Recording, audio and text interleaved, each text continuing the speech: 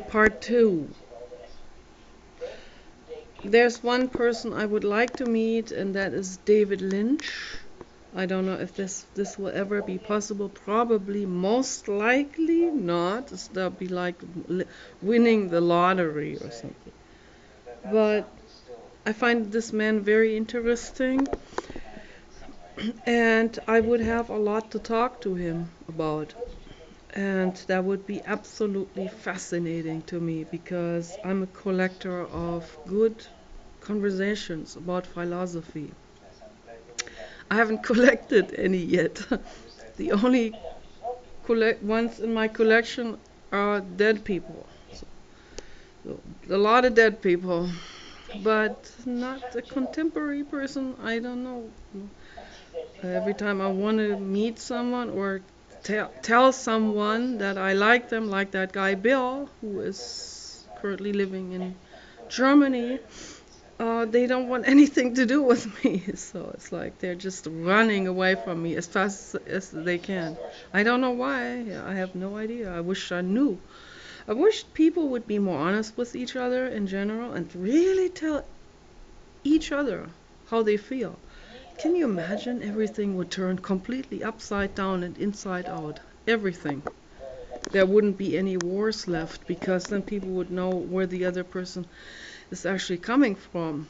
Oh my gosh, we would be so shocked to hear what the other person's actually thinking and feeling. But that's why they cannot say it, because of pride and ego and self-image. And that's the pity about it. That is the terrible pity about it. So luckily I'm not sitting on any of those. Oh, what a liberation that is for me. Thank goodness. I've suffered so much in my life. I've had so many terrible things, so many terrible feelings. But luckily for me, I don't have to sit in a pressure cooker like other people. I can actually cry about it. I can scream. I've screamed a lot in my life. And screamed in my pillow. I screamed at people, which is not the best, but it's better than sitting like sitting clenched with clenched teeth, which my dad wants me to do. He once literally says, "Clench your teeth and walk through life." That is not. That is so totally, absolutely not my philosophy. Okay? And I'm very grateful that I had the honor to be in Annelise's therapy and in Arjanav's therapy, and they confirmed what I already knew as that being that I've come into this existence. So, yeah, I thought about this earlier, existence, and I thought what a horrific idea that was of my mother to have two kids. And well, it really depends from which direction, from which angle you look at this situation, and and it also depends on, again, I've had several conversations with anti-natalists. I'm one myself. I finally came to the conclusion that I am, but not militant and I'm not making a religion out of this, as a lot of people do. So, but I've really come to and also reading all the Buddhist books and mainly the teachings of Jiddu Krishnamurti, which are Buddhist, but because they're directly from the horse's mouth, as he says, they're directly out of the mouth of the Gautama Buddha, because Jiddu Krishnamurti is Gautama Buddha. Okay, that is what a lot of people don't understand when they try to religionize the Buddhist teachings or the Eightfold Path. That's a terrible mistake, to religionize any of this. This is a philosophy. It's not supposed to be a religion. He said that also many times. But people can't do that. They just cannot stop there. They have to put this into a religion And so just recently I talked to a Buddhist who was super militant and by the book about it was and also not only that, this in this entire conversation he contradicted his own religion at least 20 times in a very sour, in a very sore, butt sore way. So that's why I'm saying, man, you need to come to your senses and stop making things and stop adhering to any of these rigidities in the world. Okay, it's much, much more convoluted than you can possibly think, can possibly grasp in your neocortex. It's way more, it's way outside of our league, okay? And there's no end to it because it's infinity. Okay? So, Jiddu Krishnamurti and David Bohm are right now in this conversation. They're talking about Maharishi, and I know that David Lynch has studied Maharishi, Mahesh Yogi, and transcendental meditation, and has made an entire center, an entire institution out of it, but only for the very affluent, which is like, which bites itself in the butt, okay? Because meditation, it should be there for everyone. What if I want to study this, but there's no chance for me to ever do it because the little bit of money that I have to spend on dog food, human food, and clothes, and utilities, and that's pretty much it. So for me, I could never attend something like this. So unless someone buys my artwork and gives me $5 million for it, unless this painting behind me can be sold at Christie's in New York for $10 million, like Lars Ulrich sold his painting in that size, with some fun stuff on it. But this is even funner, but it's unknown. It's just like 5 people might see it, and it just goes right through them.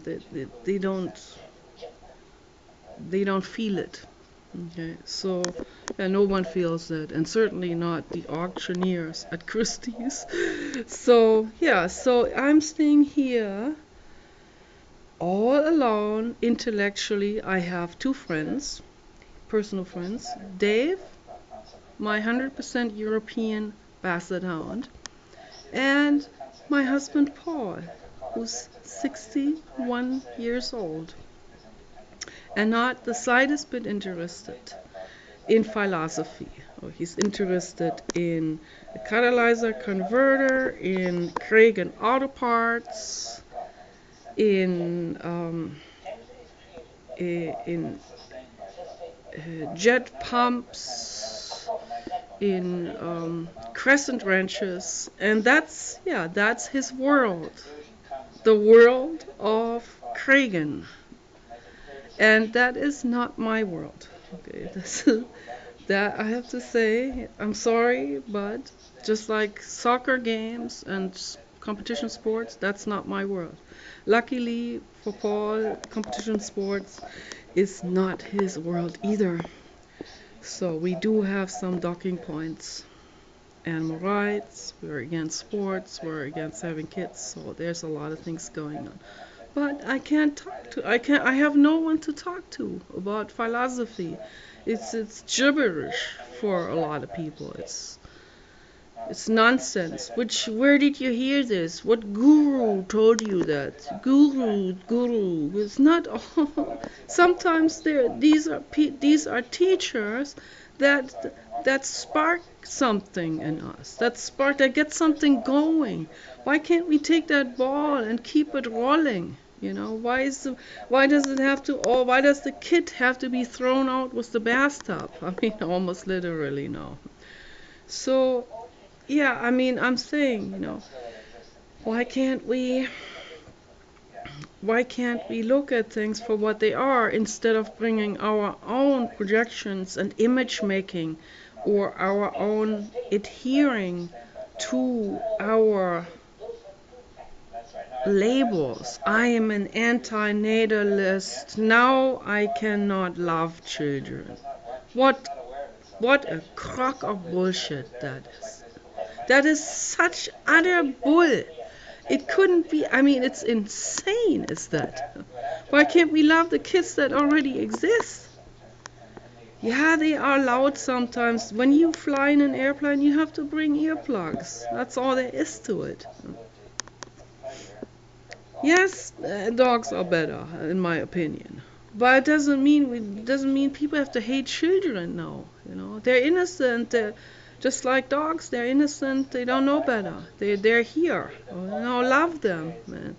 Love them so that they don't have to turn up like us, miserable existences and depressed, or much worse. You know? So give them that love and teach them values. Teach them true love. Okay, and what I see on the internet, what the bullshit people leave there behind, this is nothing that a kid should see ever. It's just regurgitated and incredibly toxic material that people are spitting out there inward. Toxic words. And that's why I'm sick of it. I just can't take it anymore. I can't take the Muslims anymore. I can't take the fundamentalists anymore. I can't take the nihilists anymore. I can't take any of these people anymore. I just can't stand it anymore. I can't stand this incredible bloatedness, the negativity, and the self-image, me versus you, this total constant dualistic blabber. And I also can't stand any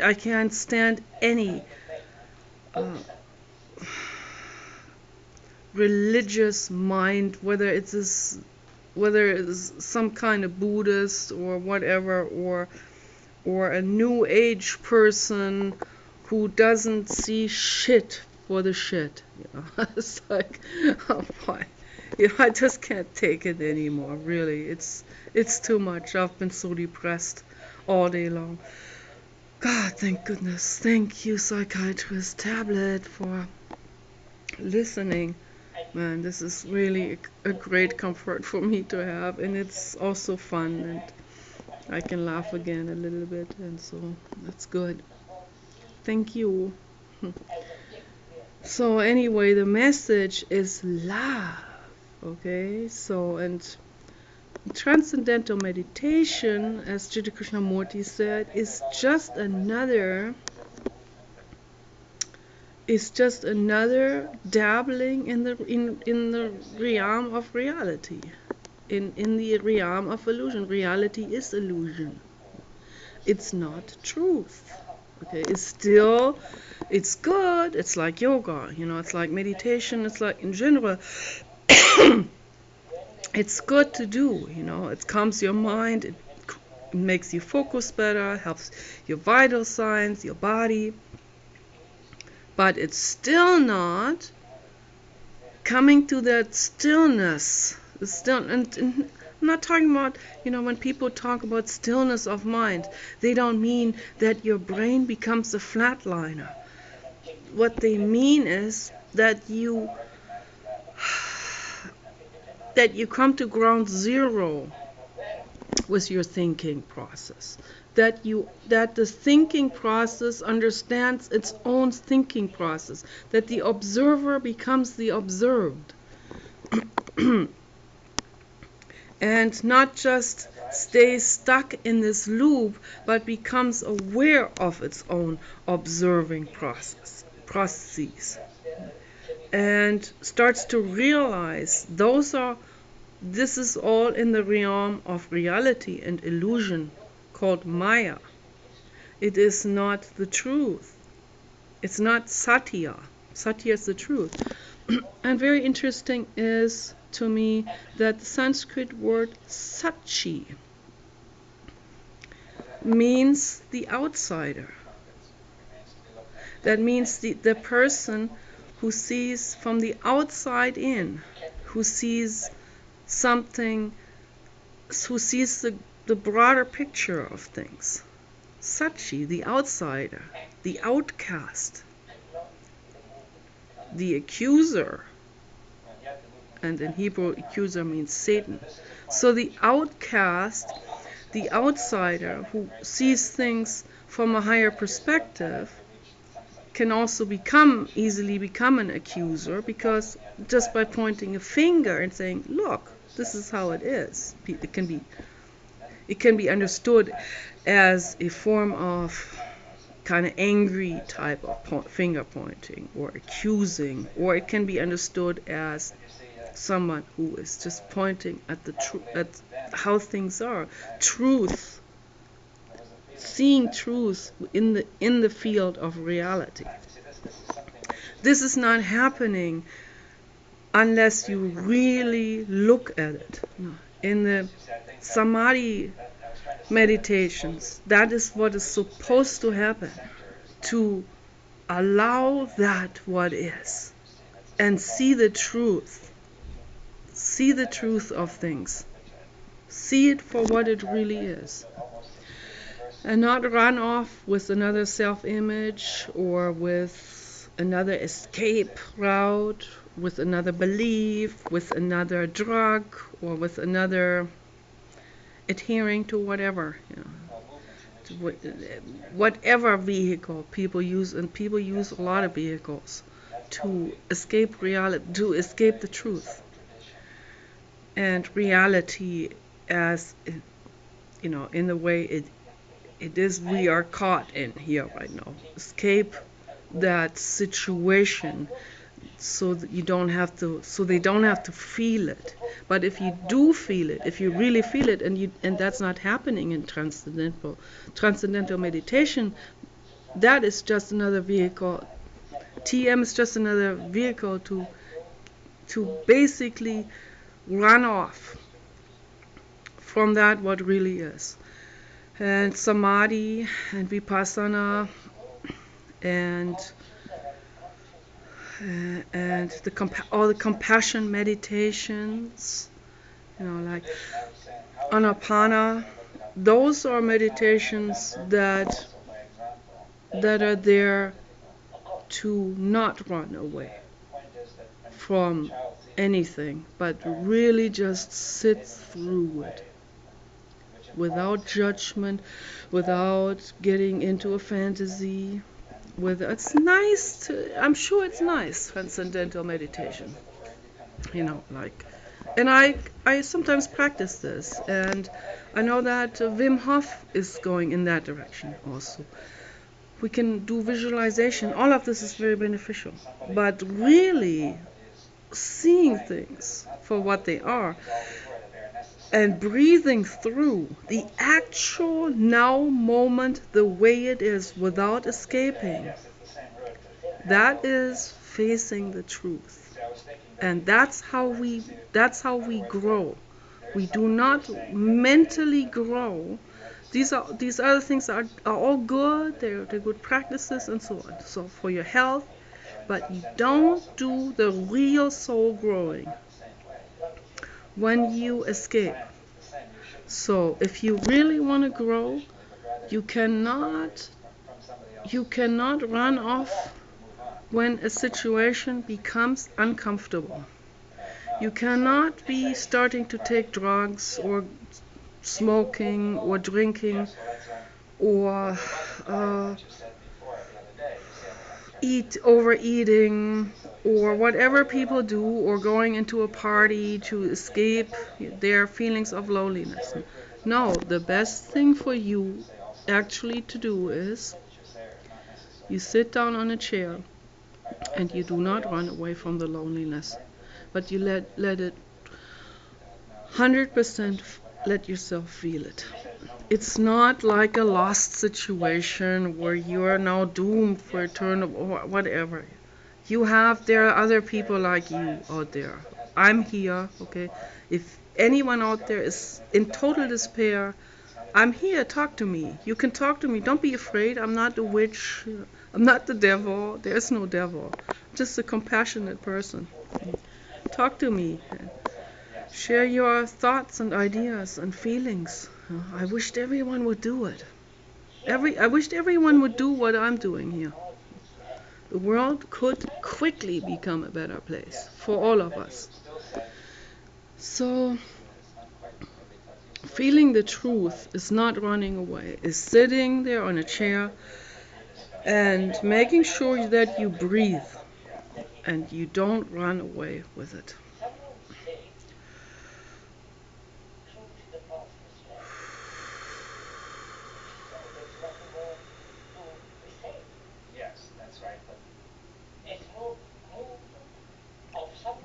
And that's truth, and that's a pathless land. To sit through whatever is troubling you and really embrace it and be fully there and not have fear and be fully there for whatever that thing is trying to tell you, and look right at it, okay? You guys take care. Bye-bye.